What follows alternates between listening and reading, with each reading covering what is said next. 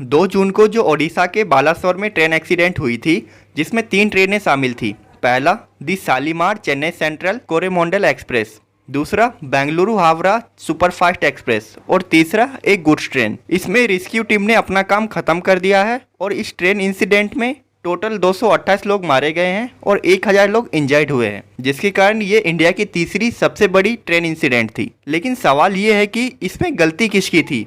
क्या ये कोई टेक्निकल ग्लिच था या फिर कोई लापरवाही? और दूसरा सवाल, अगर कवच सिस्टम इस हादसे को रोक सकती थी तो इन रूट्स पे कवच सिस्टम क्यों नहीं लगाया गया था? और पिछले 10 सालों में कितने रूट्स पे ये कवच सिस्टम लगाया गया है? आइए जानते हैं। देखिए, किसी भी ट्रेन के लिए 2 चीज़ें मैटर करती है। पहला, ट्रेन की स्पीड जो कि ड्राइवर के हाथ में होता है, और दूसरा ट्रेन का ट्रैक। देखिए, अब ट्रेन किस ट्रैक पर जाएगी ये ड्राइवर के हाथ में नहीं होता। या तो ये मैनुअली चेंज होता है, जिसका डिसीजन स्टेशन मास्टर लेते हैं, या फिर ऑटोमेटिक। इस केस में ये ऑटोमेटिक था। अब इस कोरोमंडल एक्सप्रेस को ग्रीन सिग्नल मिला था, जिसका मतलब था कि इसको मेन लाइन से ही जाना था और इसीलिए ड्राइवर ने इसकी स्पीड तेज रखी थी। लेकिन टेक्निकल एरर के कारण इसका ट्रैक अचानक से चेंज होके लूप लाइन में कन्वर्ट हो गया, जहां पहले से ही गुड्स ट्रेन खड़ी थी। और इस ट्रेन की स्पीड 160 किलोमीटर प्रति आवर होने के कारण जब तक ड्राइवर कुछ करता तब तक ये एक्सीडेंट हो चुका था।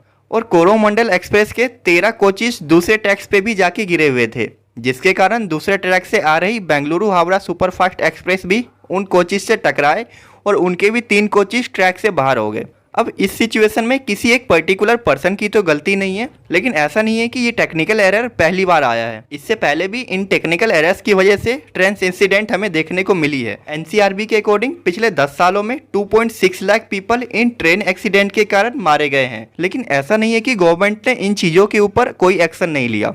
अगर हम 1995 से आज तक का डेटा देखें तो हर साल ट्रेन एक्सीडेंट में मारे जाने वाले लोगों की संख्या कम हुई है। लेकिन इसका मतलब ये भी नहीं है कि गवर्नमेंट ने अपना 100% एफर्ट लगाया है। कवच सिस्टम, जिसका भी इतना चर्चा चल रहा है, इसे 2012 में आरडीएसओ द्वारा लॉन्च किया गया था। ये सिस्टम ट्रेन के इंजन में और ट्रेन के रूट पे लगाया जाता है और इसका काम होता है ऑटोमेटिक ब्रेक लगाना। ये केवल 2 सिचुएशन में ही काम करता है। पहला, जब सामने रेड लाइट हो और लोको पायलट फिर भी ट्रेन को ना रोके तो ये ऑटोमेटिक वहाँ ब्रेक लगा देता है और ट्रेन के ड्राइवर को भी अलर्ट कर देता है। एंड सेकंड, जब आमने सामने 2 ट्रेन होती है तो ये 10 किलोमीटर की दूरी पे ही ब्रेक लगा देता है। लेकिन अनफॉर्चुनेटली जहाँ ये इंसिडेंट हुआ था वहाँ ये कवच सिस्टम लगा ही नहीं था।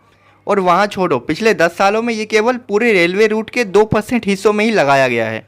हमारा railway route total 60,043 kilometre area में फैला हुआ है, जिसमें से पिछले 10 सालों में केवल 1445 किलोमीटर के एरिया को ही कवर किया गया है। बाकी इसी स्पीड से अगर ये काम चलता रहा तो 100-200 साल भी इन्हें कम पड़ सकते हैं। आज के लिए इस वीडियो में इतना ही। अगर ये वीडियो इन्फॉर्मेटिव लगा हो तो प्लीज़ वीडियो को लाइक करें और ऐसे ही सोशल इश्यूज़ पे वीडियोस देखने के लिए प्लीज़ सोशल मुद्दा को सब्सक्राइब करें। Thank you.